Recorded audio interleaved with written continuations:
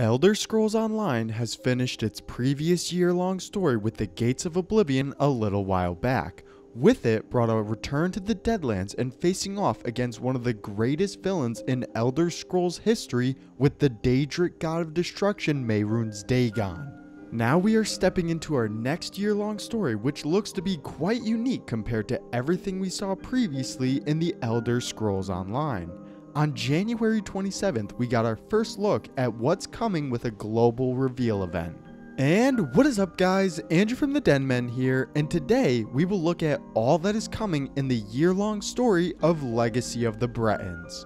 There are a lot of unique features coming, so if you are excited to see it all, make sure you hit that like button and comment what you are particularly looking forward to.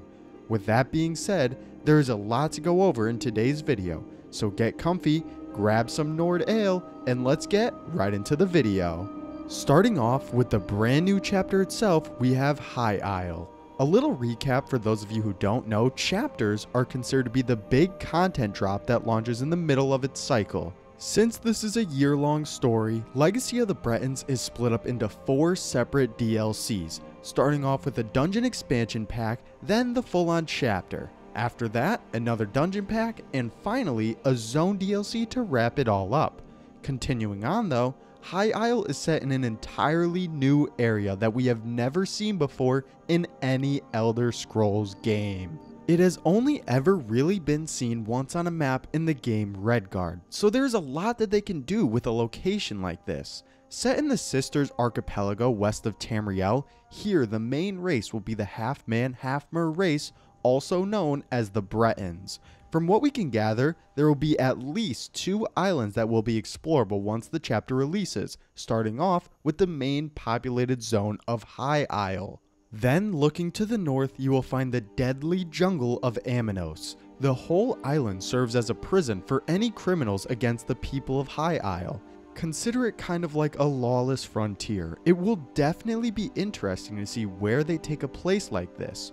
We can see a lot of things happen, from more dangerous enemies to full-on roaming bosses. I'm definitely excited to see what Amanos brings to the next chapter for ESO. High Isle itself is looking like an interesting location to travel to just from the theming alone. It has more of a medieval vibe to it with the castles and tournament grounds.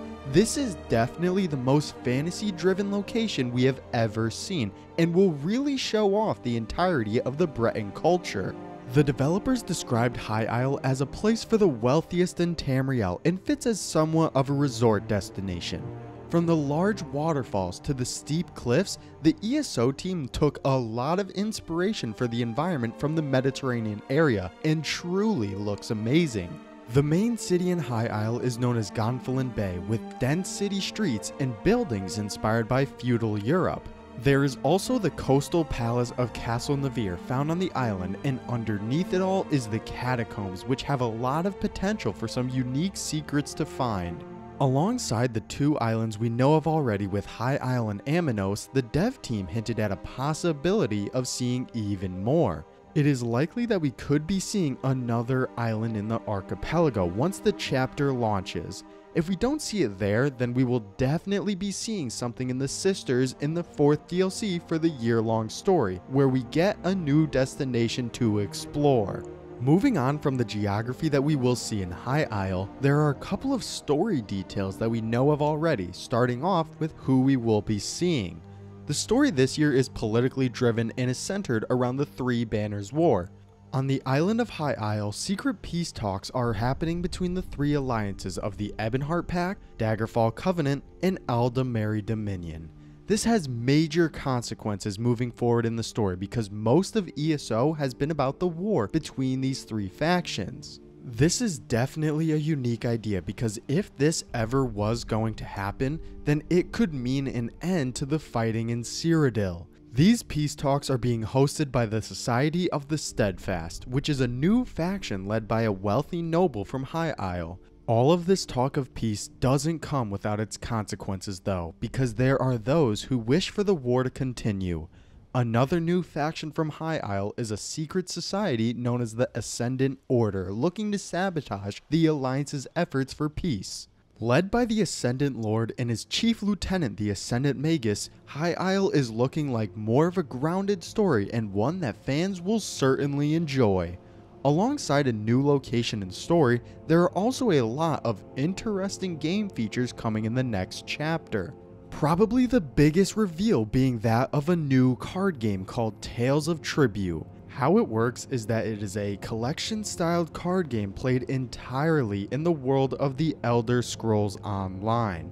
This can be played throughout a lot of the zones within taverns, along the road, and between other players. It is matched so you can play against NPCs for a single-player experience or online against other players. In addition, with the Tales of Tribute, there will be a storyline surrounding the card game which will take the player all across Tamriel challenging certain NPCs. There will also be an online ranking system which will net unique rewards the more you play. The game itself is described as being more strategy focused than combat focused, with priority on your own resources. When starting a game of Tales of Tribute, each player will pick their favorite deck and all of the cards will be shuffled to make one common deck. This is to make sure that the games are balanced and everyone has a fair chance to win any certain game.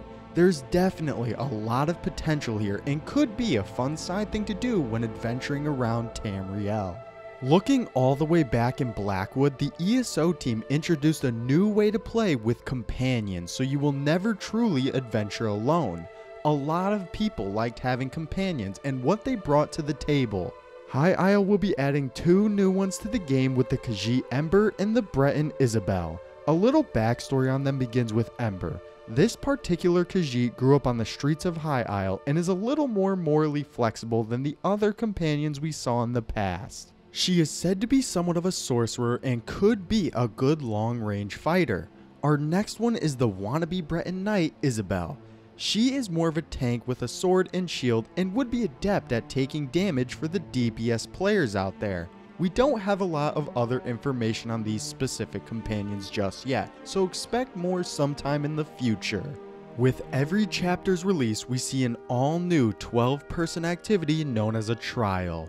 This year is no different with the addition of the Dread Sail Reef. It is set on an island likely in the Sisters Archipelago and is said to be the home of Mayamur pirates also known as Sea Elves. This new trial will take us into dangerous territory and I am excited to hear more on it in the future. Another guarantee with every chapter is the addition of new world events. These are your dragon attacks in Elsewhere or Oblivion portals in Blackwood. This time around they are called volcanic vents and are said to be similar to that of dolmens around Tamriel and abyssal geysers in Somerset. If they are anything like the other ones, then they are definitely going to be interesting to play, but other than that, there isn't much information on what volcanic vents actually are. To wrap everything up, we have some information on the first DLC for Legacy of the Bretons. This year-long story will follow the same as every other one with 4 DLCs, starting off with a dungeon pack. This time around, it is tied to the story they are trying to tell in High Isle. We have 2 new dungeons, starting off with the Coral Eyrie. In this one, we help a friend that you might remember with Jakarn and Captain Colleen against the mysterious Ascendant Order that we saw in the reveal event. The next one is called Shipwright's Regret and takes us to an abandoned all-flag Navy shipyard where we fight off against sinister forces. Ascending Tide will release on March 14th for PC and March 29th for console, alongside Update 33 with some quality of life improvements. The next year for ESO is looking to be quite unique and I am excited to see what it will offer.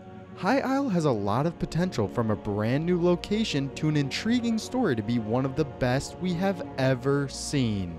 I am really interested to see more on the Tales of Tribute system, so hopefully we get more information on that soon. Altogether, Legacy of the Bretons could bring a fun and unique adventure to an all-new zone, so I'm eager to see what's in store for us coming to High Isle on June 6th for PC and June 21st for console. But that is all for me now though, guys. If you enjoyed the video, make sure to leave a like and subscribe. Comment any videos you want to see in the future, and I'll see you all next time.